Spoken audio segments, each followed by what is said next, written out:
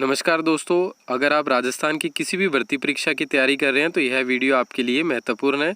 आप इसे अंत तक देखिएगा। चलिए शुरू करते हैं। अहाड़ सभ्यता। राजस्थान के अहाड़ नामक स्थान पर उदयपुर जिले में क्या है, अहाड़ सभ्यता स्थित है। यह सभ्यता स्थल है वो आयड़ नदी या बेड़िच नदी या बनास नदी के जो तट पर है विकसित हुआ था। यह तीनों नाम एक ही नदी के नाम है। उदय सागर झील से पहले क्या है, आयाड़ जो नदी है इसको आयाड़ नदी के नाम से जाना जाता है, और उदय सागर झील के बाद इस नदी को क्या है, बेड़िच नदी के नाम से जाना जाता है। यह सभ्यता ताम्रकालीन लोहयुगीन सभ्यता है, क्योंकि इसमें ताम्रकालीन जो वस्तुएं थी और लोहायुगत जो वस्तुएं थी क्या है, इस सभ्यता में प्राप्त होती हैं। इस सभ्यता के प्राचीन नाम है, ये उपनाम नहीं है, प्राचीन नाम है। कौन कौन से हैं? पहला है ताम्रवती नगरी, दूसरा अगाटपुर दुर्ग, और तीसरा अगाटपुर है। यानी कि तीन नाम क्या है, ये आयाड़ सभ्यता के प्राचीन नाम है। और इस सभ्यता के जो उपनाम है, पहला नाम है बनास संस्कृति या आयाड़ संस्कृति, और जो यह नाम है ये क्या है, धीरज लाल सांकलिया ने दिया था। बनास संस्कृति या आयाड़ संस्कृति नाम किसने दिया था? धीरज लाल सांकलिया के द्वारा यह नाम दिया गया था। इस सभ्यता को क्या है, मर्तकों का टीला भी कहा जाता है। यानी कि कौन सी सभ्यता को मर्तकों का टीला कहा जाता है? आयाड़ सभ्यता या अहाड़ सभ्यता को क्या है, मर्तकों का टीला कहा जाता है। यह सभ्यता क्या है, पूर्णतः ग्रामीण सभ्यता थी। अपने पिछला टॉपिक पढ़ा है कालीबंगा सभ्यता, वो क्या है, सभ्यता कालीबंगा है वो एक पूर्णतः नगरीय सभ्यता है, परंतु जो आहाड़ सभ्यता है ये ग्रामीण सभ्यता है। चलिए नेक्स्ट देखते हैं। इस सभ्यता के जो उत्खनन करता थे वो चार व्यक्तियों के द्वारा इसका उत्खनन किया गया है 4 बार। पहले थे पंडित अक्षय कीर्ति व्यास, इनके द्वारा सर्वप्रथम इस सभ्यता स्थल का उत्खनन कार्य 1953 में किया गया। उसके बाद रतन चंद्र अग्रवाल ने क्या है, 1954 में इस सभ्यता स्थल का व्यापक उत्खनन किया धूलकोट टीला पर। क्या है, इनके द्वारा पूर्णतः उत्खनन किया गया था, जो पंडित अक्षय कीर्ति व्यास के द्वारा नहीं हुआ था। फिर तीसरे जो व्यक्ति थे वीएन मिश्र व एवं सांकलिया, धीरजलाल सांकलिया एवं वीएन मिश्र थे। इन्होंने क्या है 1961 और 62 में क्या है, इस सभ्यता स्थल का उत्खनन किया था। और अंतिम जो इसका उत्खनन हुआ है वो विजय कुमार एवं पीसी चक्रवर्ती के द्वारा हुआ है। यह दोनों व्यक्ति क्या है, राज्य सरकार की ओर से इस सभ्यता स्थल पर उपस्थित होकर यहाँ की जो उत्खनन प्रक्रिया है उसको पूर्ण कर रहे थे। तो आपको याद रखना है 4 बार इसका उत्खनन हुआ है। पंडित अक्षय कीर्ति व्यास के द्वारा सर्वप्रथम 1953 में, रतन चंद्र अग्रवाल के द्वारा व्यापक उत्खनन 1954 में, वीएन मिश्रा एवं धीरजलाल सांकलिया के द्वारा 1961 एवं 62 में, विजय कुमार एवं पीसी चक्रवर्ती के द्वारा अंतिम बार या चौथी बार क्या है, इस सभ्यता स्थल का उत्खनन हुआ है। आगे देखते हैं। इस सभ्यता स्थल के जो स्तर हैं उनमें प्रथम स्तर क्या है, स्फटिक पत्थरों की अधिकता पाई गई। यानी कि प्रथम स्तर पर क्या है, ये पत्थर प्राप्त होते हैं। इन पत्थरों से क्या है, इस सभ्यता स्थल पर क्या है, उपकरण एवं औजार तैयार किए जाते थे। और आगे जो स्तर मिला उत्खनन के बाद वो क्या है, लोहा, कांस्य एवं तांबे के उपकरण प्राप्त होते हैं, यानी कि दूसरे स्तर में। और जो अंतिम तीसरा स्तर यहाँ पे प्राप्त होता है अहाड़ सभ्यता में, वो क्या है, मृदबांड के प्रमाण इस सभ्यता स्थल में प्राप्त होते हैं। अहाड़ सभ्यता की विशेषताओं के बारे में देख लेते हैं। प्रथम है कि यहाँ पर जो मकान है सभी क्या है, कच्ची ईंटों से निर्मित थे। कौन सी ईंटों से निर्मित थे? पूर्णतः कच्ची ईंटों से निर्मित थे। कालीबंगा सभ्यता में भी मकान कच्ची ईंटों में निर्मित थे, परंतु कुछ मकान क्या है, पक्की ईंटों से निर्मित भी कालीबंगा सभ्यता में पाए गए थे। और जो मकानों का आकार था अहाड़ सभ्यता में वो क्या है, आयताकार आकार था। कैसा था? आयताकार आकार था, सभी का एक समान। इस सभ्यता स्थल की यह विशेषता है कि यहाँ पर सामूहिक भोजन व्यवस्था के प्रमाण प्राप्त हुए हैं। उत्खनन के दौरान क्या है, एक मकान में 1 से अधिक चूल्हे प्राप्त हुए हैं, और एक ही मकान में क्या है 6 चूल्हे भी क्या है इस सभ्यता स्थल पर देखने को मिलते हैं। और एक चूल्हे पर क्या है, हथेली के निशान प्राप्त होते हैं। इन सभी तथ्यों से क्या है, यह स्पष्ट होता है कि जो आहार सभ्यता है इसमें क्या है, सामूहिक भोजन व्यवस्था प्रचलित थी। और दूसरा जो इसमें मिला है, बिना हत्थे का एक जल पात्र प्राप्त हुआ है। इस जल पात्र में यानी कि डंडी नहीं थी, यानी कि ग्लास नुमा क्या है, एक पात्र मिला है, जल पात्र। और सेम ही जो जल पात्र है वो क्या है, ईरान और बलूचिस्तान की जो सभ्यता है उसमें भी प्राप्त होता है। तो इस बात से यह स्पष्ट होता है कि जो ईरान और बलूचिस्तान की सभ्यता है वो भी क्या है, आहार सभ्यता के समकालीन थी। या दूसरी बात अपने कह सकते हैं कि ईरान और बलूचिस्तान की जो सभ्यता है वो क्या है, इन दोनों सभ्यताओं के बीच क्या है, अपना जो व्यापार उस समय प्रचलित था। आगे जो उत्खनन में मिला है वो गोरे व कोठे प्राप्त हुए हैं। गोरे व कोठे जो नाम दिया गया है, एक अनाज संग्रह के लिए जो कोठे नुमा आकृति बनाई गई है उन्हें क्या नाम दिया गया है, गोरे व कोठे आहार सभ्यता में नाम दिया गया है। और इन्हीं अनाज संग्रहालय को क्या है, मृदबांड के नाम से भी जाना जाता है। इस सभ्यता स्थल में क्या है, 6 तांबे से निर्मित यूनानी मुद्राएं प्राप्त होती हैं एवं 3 मोहरें भी प्राप्त होती हैं। तो इस बात से यह स्पष्ट है कि जो यूनान से क्या है आहार सभ्यतावासी थे उनका क्या है, व्यापार चलता था, तभी यहाँ पर क्या है, यूनानी सभ्यताएं प्राप्त होती हैं।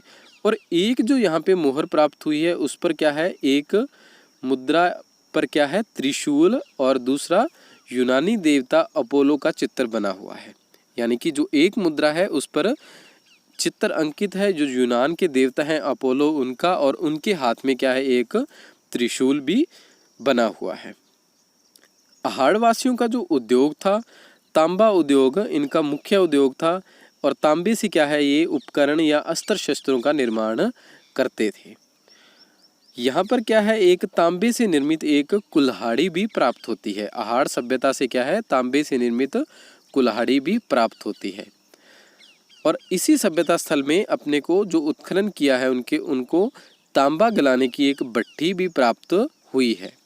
तो इससे स्पष्ट है कि यह सभ्यता ताम्र युगीन सभ्यता थी, परंतु कुछ अवशेष यहाँ पर लोहा युगीन सभ्यता के भी प्राप्त हुए हैं।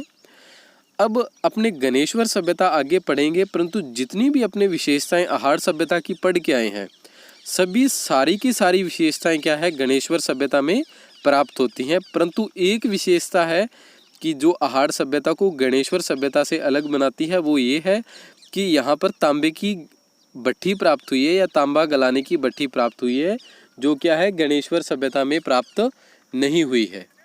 चलिए आगे देखते हैं आहार सभ्यता की अन्य विशेषताएं। यहाँ पर क्या है, एक बैल की आकृति में एक मूर्ति प्राप्त हुई है जो आपको चित्र में दिखाई दे रही है इस तरीके की। यह जो मूर्ति है टेराकोटा पत्ती से निर्मित है और पुरातत्ववेत्ताओं द्वारा क्या है, इसको नाम क्या दिया गया है, बनासियल बुल का नाम इस जो बैल की आकृति की मूर्ति प्राप्त हुई है इसको दिया गया है। जो अंतिम संस्कार की पद्धति थी आहार सभ्यता में, उसमें क्या है, शव के साथ उसके आभूषण व कपड़े, यानी कि जिस व्यक्ति की मृत्यु हो जाती थी तो उसके साथ उसके जितने भी आभूषण और कपड़े हैं उनको भी दफन कर दिया जाता था।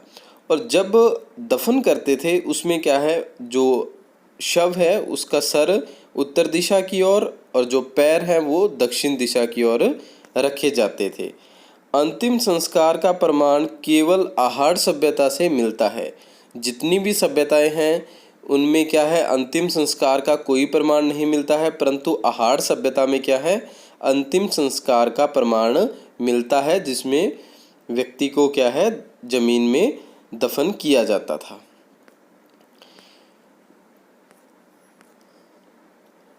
जो आहारवासी थे वो क्या, कृषि से परिचित थे और ये जो फसलें थी इनकी वो क्या थी, ज्वार और चावल, ये दोनों फसलें क्या है, ये बीजते थे या दोनों फसलें आहारवासी से जानकार थे।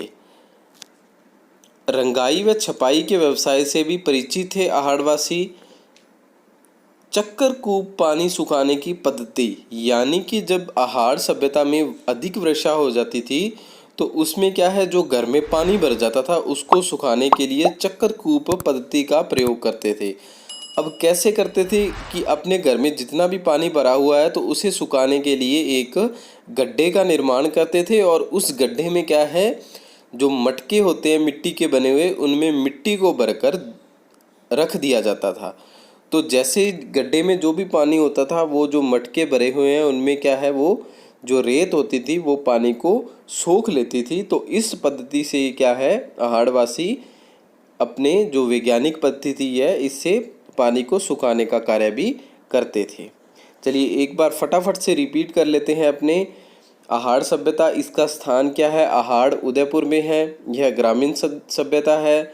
आयाड़ नदी पर यह स्थित है। आयाड़ नदी को क्या है, उदय सागर झील के बाद क्या है, बेड़च नदी के नाम से जाना जाता है।